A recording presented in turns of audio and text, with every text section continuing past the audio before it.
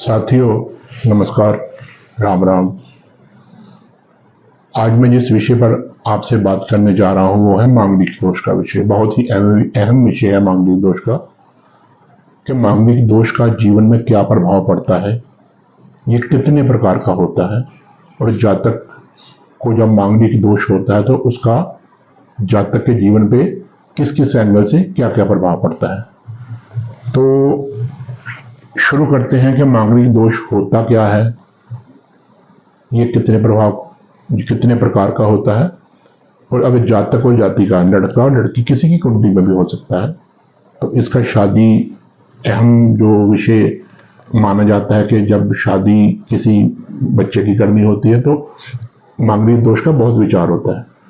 तो शादी करने के वक्त किन किन चीज़ों का मांगलिक दोष में ख्याल रखना होता है, उस विषय पर भी हम आज बात करेंगे। और कुंडली में जब मांगलिक दोष बनता है तो वो बनता कैसे है, तो सभी बातों को मैं आज विस्तार से आपको बताऊंगा। तो समय व्यर्थ न करते हुए सीधे टॉपिक पे आते हैं। चलिए, मांगलिक दोष जब कुंडली में बनता है तो मांगलिक दोष प्रायः 4 प्रकार का होता है। एक होता है सिंपल मांगलिक दोष, एक होता है द्विबल मांगलिक दोष, एक होता है त्रिबल मांगलिक दोष, और एक होता है चतुर्बल मांगलिक दोष।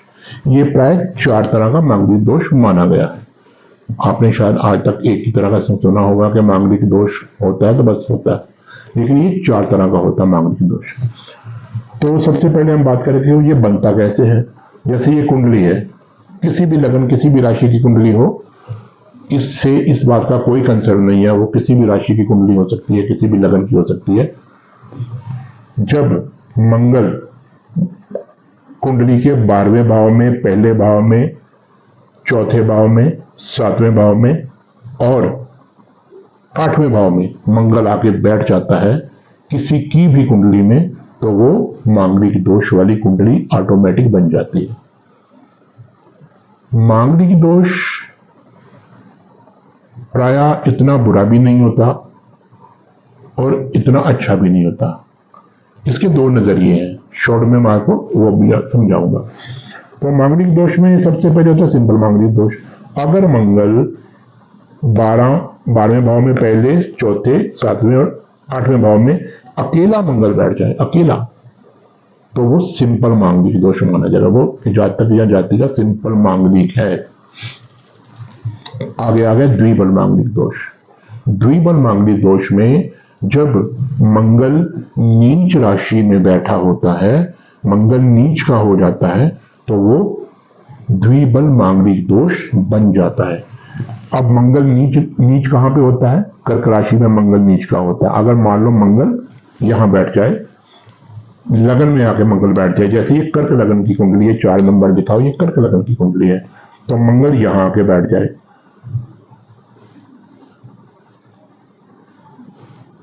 इन चारों घरों में 12वें, पहले, चौथे, 7वें और 8वें घर में, 1 2 3 4 5, इन 5 घरों में अगर कहीं पे भी 4 नंबर लिखा होगा, कहीं पे भी 4 नंबर आ जाएगा, तो अगर उसमें मंगल बैठ जाएगा तो मंगल नीच का हो जाएगा। तो नीच का मंगल होने से ये डबल मांगलिक बन जाता है, इसको बोलते हैं द्विबल मांगलिक दोष। अब त्रिबल मांगलिक दोष कैसे बनेगा? त्रिबल मांगलिक दोष बनेगा अगर इन घरों में मंगल भी बैठा हो, साथ में मंगल नीच का भी हो, और साथ में अगर कहीं राहु, शनि, केतु और सूर्य या मंगल तो ऑटोमेटिकली बनेगा ही बनेगा, क्योंकि हम विचार ही मंगल से कर रहे हैं। त्रिबल मांगलिक दोष में अगर मंगल इन घरों में बैठा हो और साथ में उसके साथ मंगल नीच का भी बन जाए, 4 नंबर राशि में मंगल बैठा हो, नीच का भी बन जाए, अगर इन चारों घरों में किसी भी घर में राहु, केतु, शनि, सूर्य, ये 4 ग्रह में से एक ग्रह भी आके बैठ जाए, तो ये त्रिबल मांगलिक दोष की कुंडली बन जाएगी। अगर अकेला शनि बैठ जाए इन 4 घरों में, 5 घरों में कहीं पे भी, तो इफेक्टिव होगा ज्यादा। अगर मंगल के साथ इन घरों में कहीं शनि के साथ कहीं केतु भी बैठ जाए, राहु भी बैठ जाए तो इसका प्रभाव और अत्यधिक होगा। जैसे मान लो यहां पे राहु बैठ गया, यहां पे शनि बैठ गया, यहां पे केतु बैठ गया और यहां पे सूर्य बैठ गया। तो अगर इनमें से कोई ग्रह, एक ग्रह बैठ गया या इनमें से सारे बैठ गए तो ये त्रिबल मांगलिक दोष की कुंडली बन जाएगी। ये बहुत घातक बन जाएगी, बहुत ज्यादा इफेक्टिव बन जाएगी। ये मांगलिक दोष बहुत प्रचंड हो जाएगा, बहुत ज्यादा स्ट्रांग हो जाता है। और इसके बाद आ गए चतुर्बल। चतुर्बल मांगलिक दोष कैसे बनता है? हम तीनों की तो बात कर ली, सिंपल की, द्विबल की, त्रिबल की, और चतुर्बल मांगलिक दोष कैसे बनेगा? अगर यहां पे जो नंबर लिखा हुआ है, जैसे ये कर्क लग्न की कुंडली है, यहाँ पे 3 नंबर लिखा है, ये होगी मिथुन लग्न, मिथुन राशि, 4 नंबर कर्क राशि, 7 नंबर आ गया तुला राशि, 10 नंबर आ गया मकर राशि और 11 नंबर आ गया कुंभ राशि। इन 5 घरों में जो भी नंबर लिखा हुआ है, उन राशियों के स्वामी अगर उग्र नक्षत्र या तीक्ष्ण नक्षत्र में बैठे होंगे तो ये चतुर्बल मांगलिक दोष बन जाएगा। उग्र नक्षत्र में कौन कौन सा नक्षत्र आता है? पूर्वा फाल्गुनी, पूर्वाषाढ़ा, पूर्वा भाद्रपद, भरणी और मघा। और तीक्ष्ण नक्षत्र में कौन कौन सा आएगा नक्षत्र? आद्रा, ज्येष्ठा, अश्लेषा और मूल नक्षत्र या मूला नक्षत्र। आप मेरी बात को समझ रहे होंगे कि इन 5 घरों में जो भी नंबर लिखा हुआ है, उस नंबर की राशि का स्वामी अगर इनमें से किसी भी नक्षत्र में बैठा होगा तो ये मांगलिक दोष पूर्णतः चतुर्बल मांगलिक दोष बन के बहुत ज्यादा प्रचंड अपना रूप कर देगा और ये बहुत ही घातक होगा और ये जातक को बहुत ज्यादा उग्र बना देगा, जल्दी जल्दी फैसला लेने वाला बना देगा, सोचे समझे बिना फैसला लेने वाला बना देगा, हर काम को जल्दी में करने वाला, हर काम में क्रोध करने वाला, उतावलापन बहुत जल्दी आने वाला, जिंदगी में ठहराव नहीं होगा, दिमाग में हमेशा क्रूरता, एक गुस्सा भरा रहेगा जातक में। तो ऐसा है।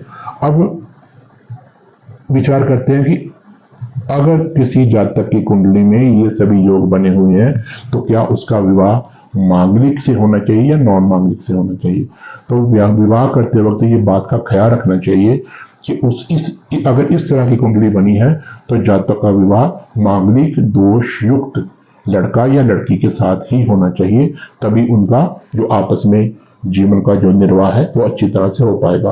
क्योंकि एक तो बहुत उग्र होगा, अगर दूसरा सौम्य होगा तो बात बनेगी नहीं।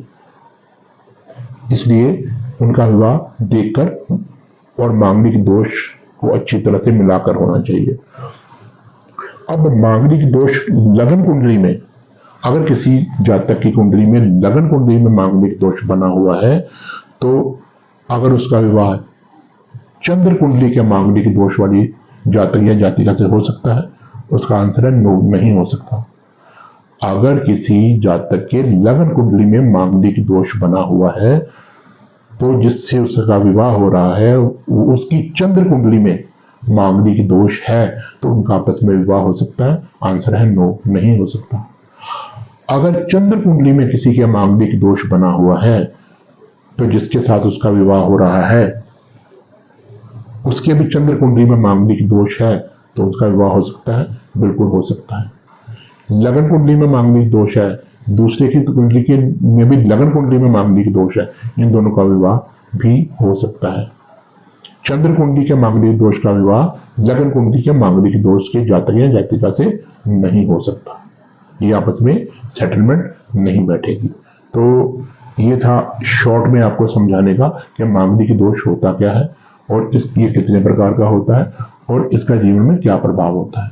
मांगलिक दोष वाले जातक को चाहिए क्योंकि अपना दिमाग थोड़ा ठंडा रखे, हर चीज को सोच समझकर फैसला ले, उग्र मत बने, जल्दी से किसी बात पर उतावलापन मत दिखाए, अपने बड़ों के साथ, अपने परिवारजनों के साथ, दोस्तों के साथ, संबंधियों के साथ आराम से प्यार से बात करे, उग्र मत हुई। और मांगलिक दोष वाले इंसान को चाहिए कि वो